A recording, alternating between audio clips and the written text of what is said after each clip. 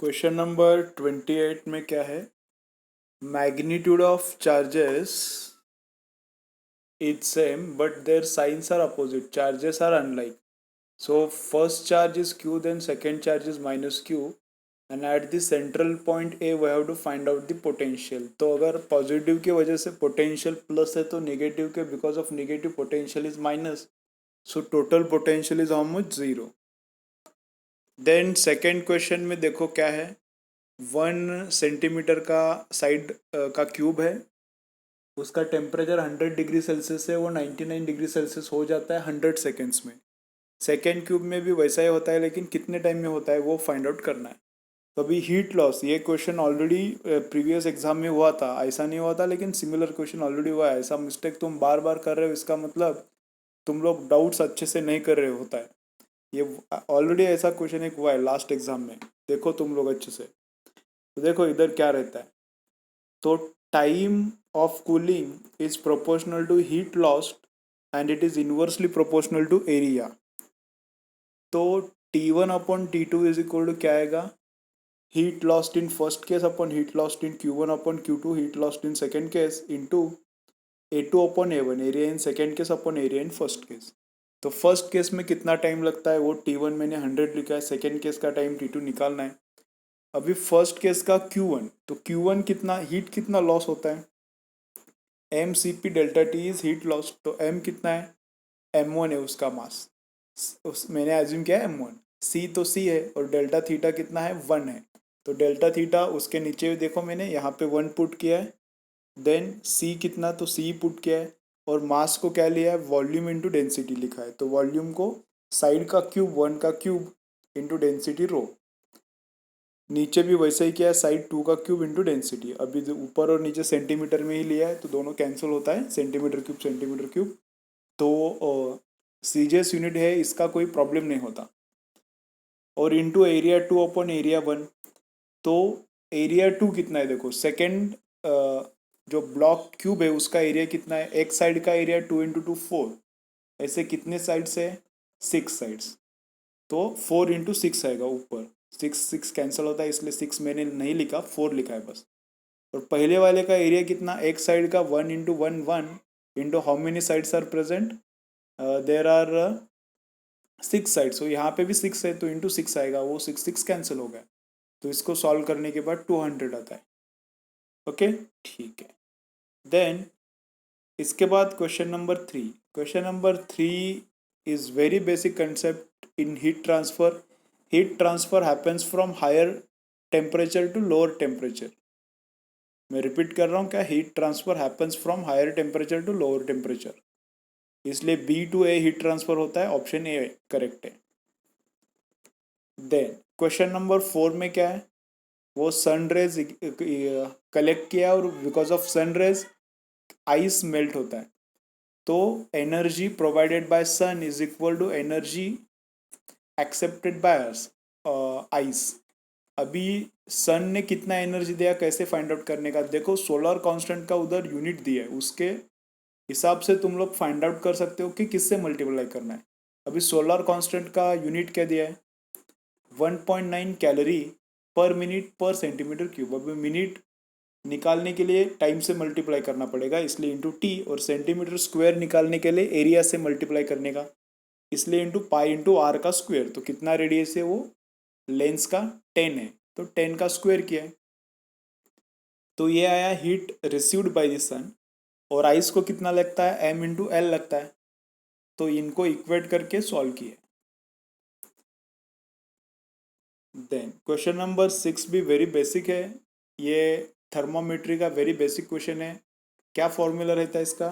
Temperature in any scale minus उसी के scale का lower fixed point. Lower fixed point मतलब ice point divided by upper fixed point minus lower fixed point. Upper fixed point मतलब boiling point. अभी true scale में, अभी degree Celsius scale जो true है, अच्छा स्केल रहता है, उसमें बॉडी का टेम्परेचर कितना रहता है वो मैंने लिखा है 34. माइनस लोअर फिक्स्ड पॉइंट कितना है? वो है 0. अपर फिक्स्ड पॉइंट कितना है? 100. और अभी लोअर फिक्स्ड पॉइंट कितना है? बॉइलिंग पॉइंट 100 है. और lower fixed point freezing point कितना है? 0.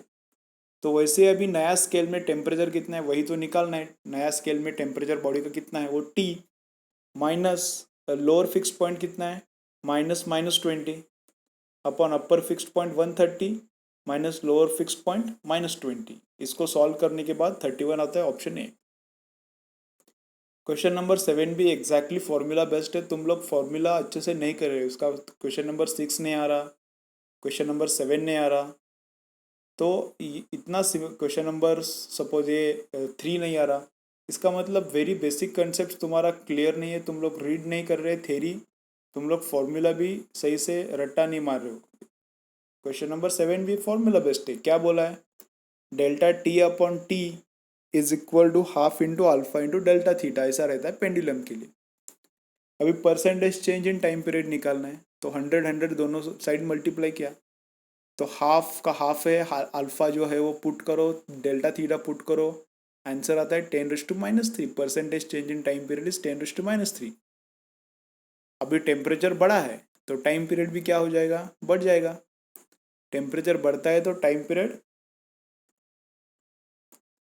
लेंथ बढ़ता है, तो 2π√L/g जी रहता है। 2π√L/g, यहाँ पे मैंने थोड़ा गलत लिखा है, टाइम पीरियड यहाँ पे डिक्रीज किया है, वो गलत है। तो टेम्परेचर जब बढ़ता है तब लेंथ बढ़ता है, तो 2π√L/g लेंथ बढ़ता है तो टाइम पीरियड भी बढ़ता है। तो ये परसेंटेज चेंज क्या है? प्लस है, 10⁻³ इंक्रीज हो जाएगा, इससे टाइम पीरियड इंक्रीज हो जाएगा।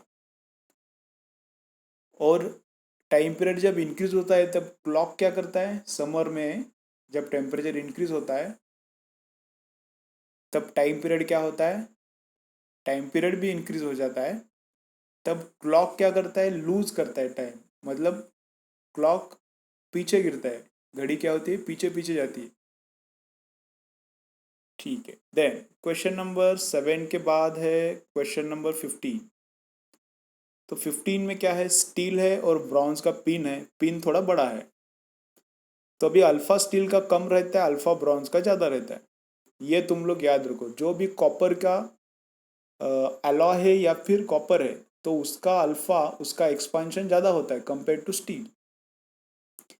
तो अभी ब्रॉन्ज थोड़ा बड़ा है, तो क्या कर सकते हैं? ब्रॉन्ज बड़ा है तो स्टील में फिट नहीं हो रहा, तो एक तो स्टील को बड़ा करने का, स्टील को बड़ा करने के लिए क्या? स्टील का टेम्परेचर बढ़ाओ, चलता है।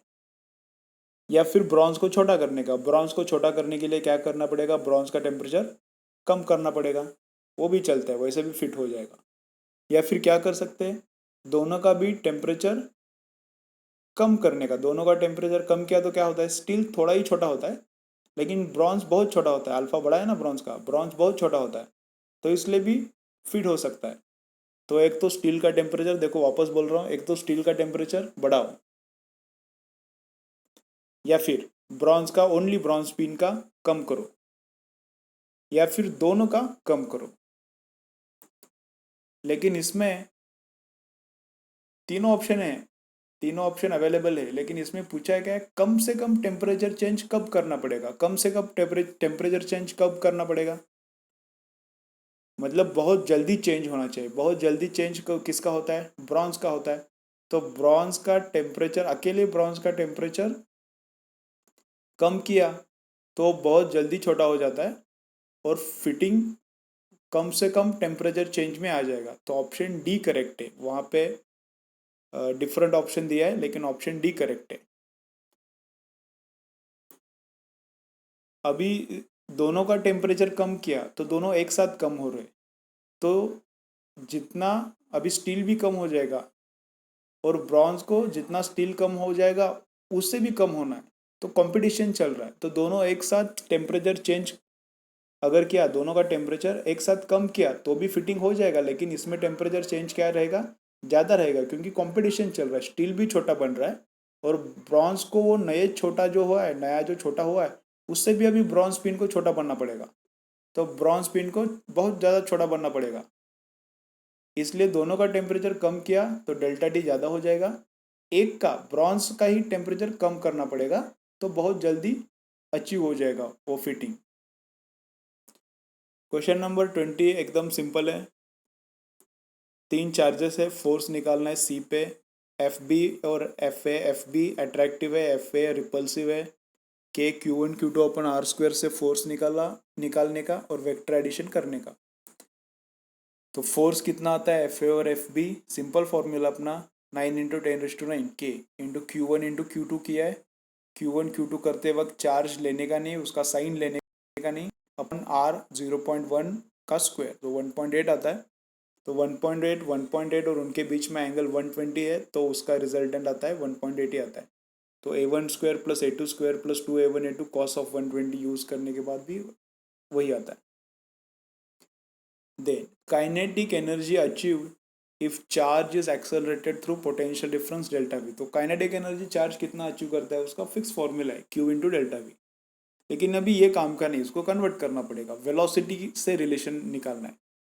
तो काइनेटिक कितना रहता है, इसका फॉर्मूला क्या है, हाफ mu²। तो हाफ का 2 उधर गया, तो 2Q × delta V upon m। तो वेलोसिटी के फॉर्मूला क्या है, √2Q delta V upon m। इसका रेशियो लेना है, वही तो पूछा है। तो V A का अपन V B का, तो 2 का 2, A के लिए मैं वैल्यूज ऊपर पुट कर रहा हूँ। Q कितना है, A का Q ही दिया है। डेल्टा V दोनों का सेम है, तो डेल्टा V पकड़ा है मैंने। मास A का कितना है, m अपॉन नीचे B का वैल्यूज पुट करो, उसका Q 4Q है, उसका मास सेम ही है और डेल्टा V भी सेम ही है, तो आंसर क्या आता है, हाफ आता है। फिर उसके बाद 27 में क्या बोला है देखो, दोनों स्पीयर्स का पोटेंशियल सेम है, चार्ज उनको कनेक्ट किया ऐसा बोला है मेटल से। तो मेटल से कनेक्ट किया मतलब क्या, उनके बीच में चार्ज ट्रांसफर होगा until their potentials are same. तो पोटेंशियल उन दोनों का भी सेम हो गया, तो VA = VB। तो पोटेंशियल ए का कितना, KQ अपॉन उसका radius, KQ upon A = KQB upon B। QB B के ऊपर का चार्ज, QA A के ऊपर का चार्ज। तो इससे फाइंड आउट दोनों का पोटेंशियल सेम रहता है।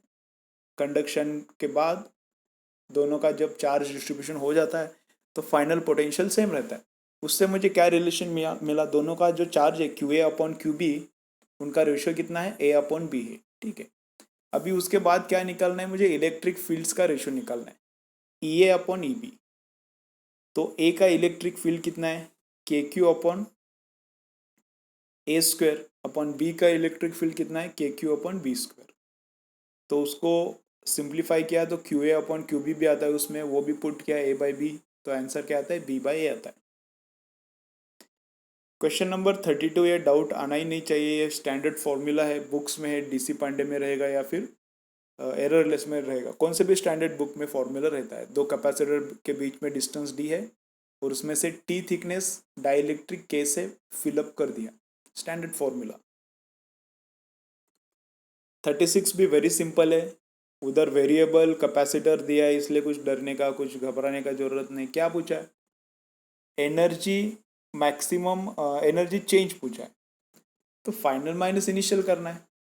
तो final energy ½ CV², finally minus ½ CV² initially. V कितना दिया है, कितने पोटेंशियल तक कैपेसिटर चार्ज हो रहा है, 100 तक, तो दोनों जगह पे पोटेंशियल 100 ही है। कैपेसिटी फाइनली कितना है, 10 है, और इनिशियल कैपेसिटी कितना है, 2 है। तो फाइनल C को 10 पुट करो, इनिशियल C को 2 पुट करो, काम खत्म, एकदम सिंपल है। 40 देखो, अभी 40 में यहाँ अभी पिक जो लिया है मैंने, उसमें थोड़ा इधर का राइट वाला 3 गया है, वो राइट वाला E और F के बीच में 3 3 3 सीरीज में है, तो 3 3 3 सीरीज का कितना होता है, 1 होता है। वो 1 और 2 पैरेलल आ जाएगा, तो 1 और 2 कितना होता है पैरेलल में, 3 होता है वापस। तो C और D में कितना आ जाएगा वापस से 3, वो 2 भी 3 बन जाएगा, तो 3 3 3 वापस आता है, वो 1 बनता है, वो 1 CD के बीच वाला जो 2 है उसके साथ वापस 3 बनता है, तो 3 3 3 का 1 आता है, एकदम सिंपल है ये।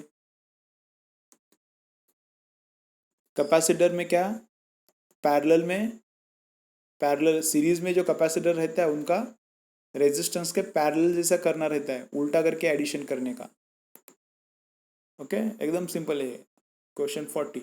देन क्वेश्चन नंबर 45 थोड़ा अच्छा है, देखो इसमें क्या है, थोड़ा गुड कंसेप्ट है। यहाँ पे चार्ज 1 मिली कूलम का फिक्स है, वहाँ से 1 मीटर पे 2Q चार्ज है, पॉइंट ए पे 2 ग्राम का है, सॉरी 2 ग्राम का चार्ज है 1 माइक्रो कूलम का पॉइंट ए पे। वो रिपल्शन के वजह से भागता है और बी पॉइंट तक जाता है, यहाँ पे बी पॉइंट तक जाता है, तब उसका वेलोसिटी फाइंड आउट करना है। तो इधर क्या करना है, एनर्जी बैलेंस करना है। Energy at A, total energy at A is equal to total energy at B, ऐसा करना है।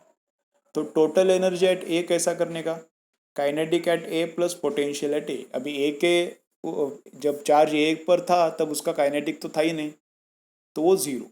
और पोटेंशियल कैसा, पोटेंशियल का फॉर्मूला के Q1 Q2 अपन आर रहता है।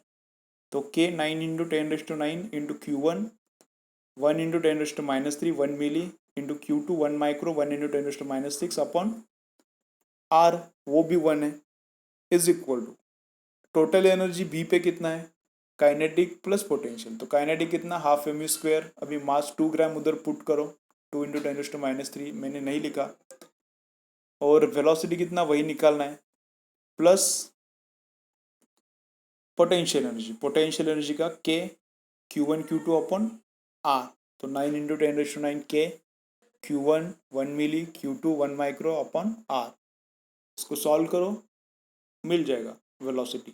तो क्या बेसिक कंसेप्ट है, total energy at A is equal to total energy at B.